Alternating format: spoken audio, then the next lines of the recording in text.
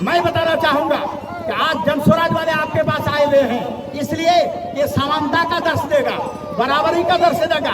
हम मानते हैं बराबरी का दर्श देगा, लेकिन इलेक्शन के वक्त हमारे अंदर इस तरह का प्रेशर हो जाता है, हमारे अंदर इस तरह का प्रेशर किया जाता है कि हम जाति और धर्म में बढ़ जाते हैं। इस चीज को रोकना पड़ेगा आपको कि हमको अच्छा से अच्छा और जो मकामी विधायक जो हमारा बनने जा रहा है उसका आपको समर्थन करना है। ये बार बार कह रहा हूँ, बाहर से आने वाले चाहे बीजेपी लाए, चाहे कांग्रेस लाए, चाहे आरजेडी लाए, उसका तो आपको खुला आपको मुखालिफत करनी है। अगर आपके इस क्षेत्र का कोई सबूत अगर खड़ा हो रहा है उसका आपको सबूत देना पड़ेगा, उसका साथ देना पड़ेगा।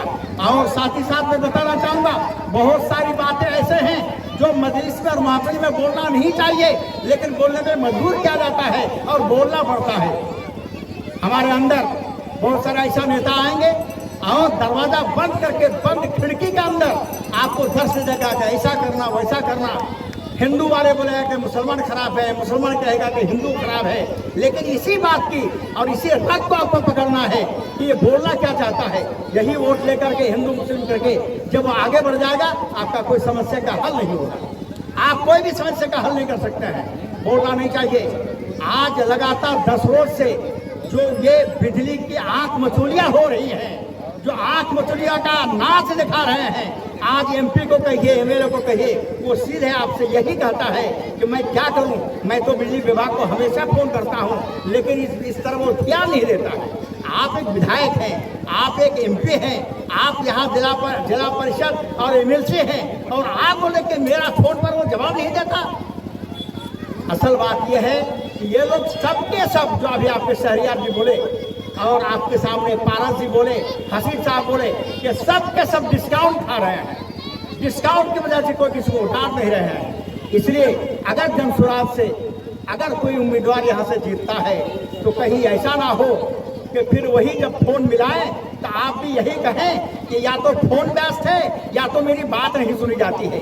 आज जो आप डंके की चोट में जो बोल रहे हैं, ये आपकी बोल हमेशा रहनी चाहिए, ये बोल आपकी हमेशा रहनी चाहिए। ऐसी बात नहीं है कि हम यहाँ से जीत जाने के बाद आप भी जो हमारे जीते हुए एमएलए हैं उस तरह आप भी बन जाए, ऐसा नहीं होना चाहिए। मैं फिर आपको बताने में कि गर्व महसूस करता हूँ कि अगर आपको कुछ करना है, और साथ ही साथ मैं बताना चाहूँगा कि चाहे शहरियार जी हों और चाहे पारस जी हों, जिन्हें भी टिकट मिलेगा आपको मेहनत करनी पड़ेगी, आपको डोर डोर जाना पड़ेगा।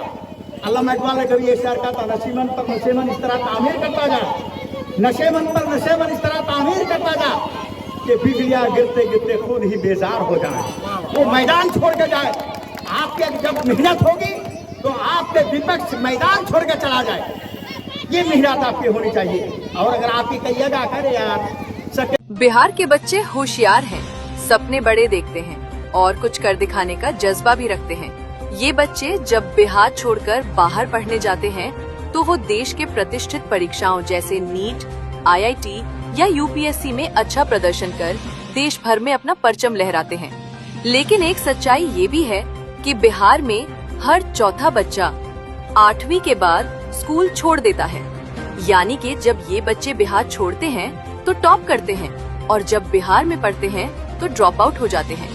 अगर इन बच्चों को अच्छी उच्च स्तरीय शिक्षा के लिए थोड़ा सा सहारा मिल जाए तो ये बच्चे सिर्फ किताबें नहीं पढ़ेंगे, इतिहास लिखेंगे। नवंबर में जन स्वराज की सरकार बनने के बाद बिहार के 6 साल से 14 साल के हर गरीब बच्चे को प्रति माह 500 रुपए की सहायता राशि स्कूल के फीस के रूप में दी जाएगी।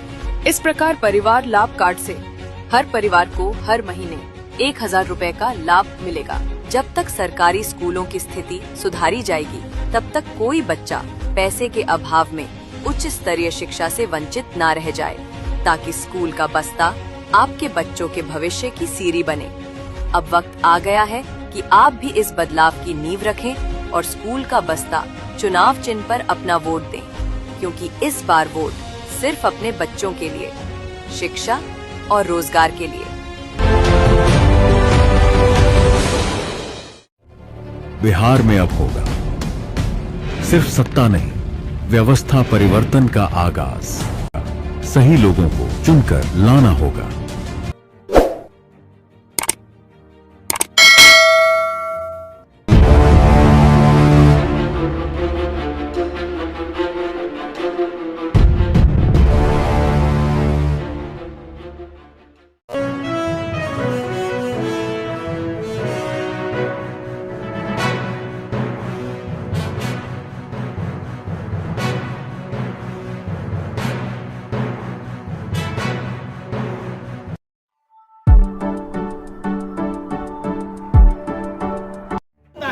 लेकिन वही लोग भागेगा जो छोटी जाति के हैं, जिसके पास बाढ़ आई, उसका कागज बह गया, पैसा नहीं है जो आधार कार्ड निकालेगा, पैसा नहीं है जो निवास बनाएगा, पैसा नहीं है जो जाति प्रमाण पत्र बनाएगा, छटेगा वही लोग। इस बात को ख्याल रखिएगा, जो छोटी जाति है SIR में वो छटेगा। आप BLO से पूछ लीजिए कि सबसे ज्यादा कौन छट रहा है, ये कौन कर रहा है? BJP वाले कर रहे हैं, RSS वाले। जानते हैं जीतनराम मांझी आज वो बोल रहा है कि मैं BJP के साथ अलायंस हूँ। जब जीतनराम मांझी को जब मुख्यमंत्री जब थे, वो जब किसी मंदिर में, गुजरात के किसी मंदिर में गए, उस मंदिर से गेहूं निकला, उस मंदिर को धुला गया। तारीख पढ़िए आप। आज जीतनराम मांझी बोलते हैं कि हम BJP पे अलायंस में हैं। और सुन लीजिए, आपको तो कभी भी BJP वाले आपको मेन कुर्सी नहीं देगा, ये छोटी जाति के लोग। आप लोग याद रखिएगा कि मुसलमान यहाँ से भागने वाला नहीं है। अगर भागने वाला है तो छोटी जाति का आदमी भागने वाला है, चाहे वो आदिवासी हो, चाहे वो हरिजन हो, ये सब भागेगा। क्योंकि उसका वोटर लिस्ट में अब की बार अगर नाम नहीं आया, आप जोड़ नहीं पाइएगा उसको। इस तरह का कानून बनने जा रहा है। इसलिए जो संविधान को तोड़ने वाला है, संविधान को जो मिटाने वाला है, उसका विरोध आपको करना है। चाहे वो जनसुराज के बैनर तले हो, चाहे RJD के बैनर तले हो, चाहे कांग्रेस के बैनर तले हो, लेकिन संविधान को जो तोड़ने वाला है और जो पार्टी संविधान को बचाने वाला है, मेरा झंडा उसी में रहेगा। जो भी संविधान को बचाने वाला पार्टी होगी, चाहे कोई भी पार्टी हो, चाहे वो जनसुराज हो। लेकिन वर्तमान में देख रहे हैं जनसुराज आगे आगे बढ़ रहा है। अगर संविधान को बचाने के लिए और इस देश के मुसलमान और हिंदू को बचाने के लिए जो पार्टी आगे बढ़ेगी, वो हमारा हाथ उसमें रहेगा। अगर उसको बचाने के लिए, अगर इस हिंदू को हटाने के लिए, मुसलमान को हटाने के लिए, हरिजन आदिवासियों को यहाँ से भगाने के लिए जो पार्टी आगे आगे रहेगी, उसका विरोध करना हमारा फर्ज होगा। क्योंकि इस हिंदुस्तान गंगा जमुनी की तहसील है। इस हिंदुस्तान में जितना मुसलमानों का हक है, उतना हिंदुओं का हक है, जितना हरिजन आदिवासी का हक है, उतना संथाल लोगों का भी हक है। हर आदमी, हर वर्ग के आदमी को इस हिंदुस्तान की धरती से मोहब्बत है और इस धरती पे उसको रहने का अधिकार है। इस अधिकार को कोई अगर वंचित करने वाला है, वो हमारा सरासर खुल्ला दुश्मन है। ऐसे आदमियों को कभी भी आप अपने फील्ड में, अपने क्षेत्र में आने मत दीजिए। आज बड़े बड़े भाषण दे रहे हैं, आप देख रहे हैं। बुलडोजर मालिक और बुलडोजर मास्टर आदित्यनाथ को बोला जाता है।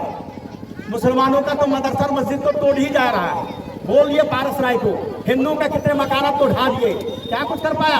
आज हरिजन छोटी जाति के लोग रो रहे हैं कि मेरा घर को क्यों आप बुलडोजर से धसा रहे हैं। कुछ नहीं सुन रहा है। ये तो है इस देश के जो बड़े लोग, पूंजीपति वाले लोग, बड़े जाति वाले लोग, ये लोग चाहता है कि छोटी जाति वाले हमारा गुलाम बनकर रहे और गुलाम बनकर रखेगा अगर आप उस पार्टी को वोट देते हैं। आज मैं बताना चाहूंगा कि आज जनसुराज वाले आपके पास आए हुए हैं, इसलिए ये समानता का दर्श देगा, बराबरी का दर्श देगा। हम मानते हैं बराबरी का दर्श देगा, लेकिन इलेक्शन के वक्त हमारे अंदर इस तरह का फ्रिक्शन हो जाता है, हमारे अंदर इस तरह का फ्रिक्शन क्या जाता है कि हम जाति और धर्म में बढ़ जाते हैं। इस चीज को रोकना पड़ेगा आपको कि हमको अच्छा से अच्छा और जो मकामी विधायक जो हमारा बनने जा रहा है, उसका आपको समर्थन करना है। ये बार बार कह रहा हूँ, बाहर से आने वाले चाहे BJP लाए, चाहे कांग्रेस लाए, चाहे RJD लाए, उसका तो आपको खुला आपको मुखालफत करनी है। अगर आपके इस क्षेत्र का कोई सबूत अगर खड़ा हो रहा है, उसका आपको सबूत देना पड़ेगा, उसका साथ देना पड़ेगा।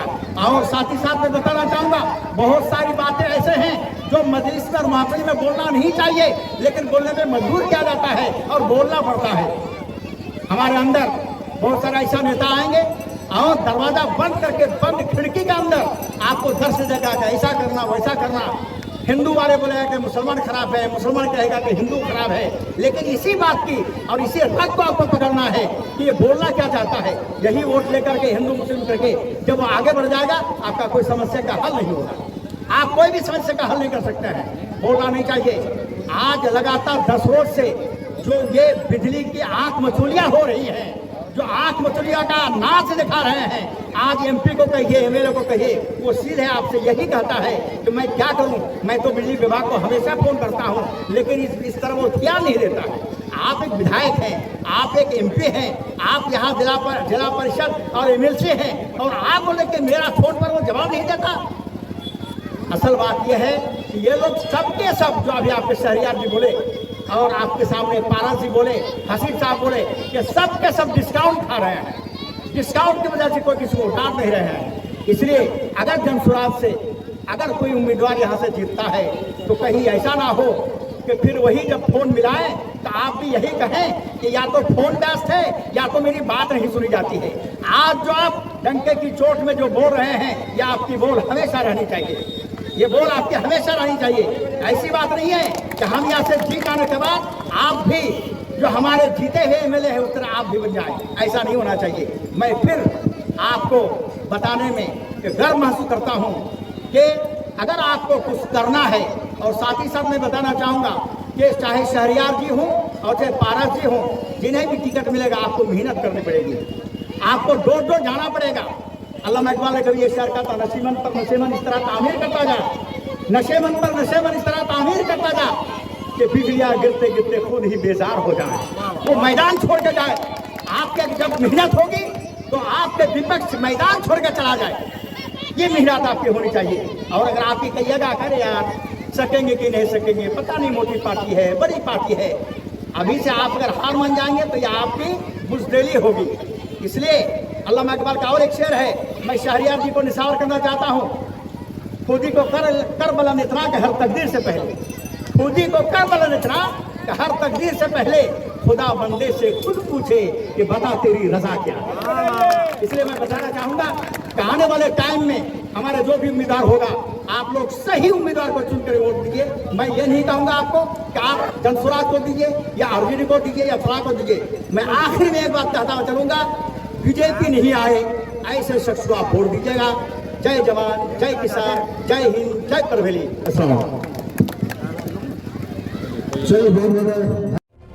बिहार में अब होगा सिर्फ सत्ता नहीं, व्यवस्था परिवर्तन का आगाज।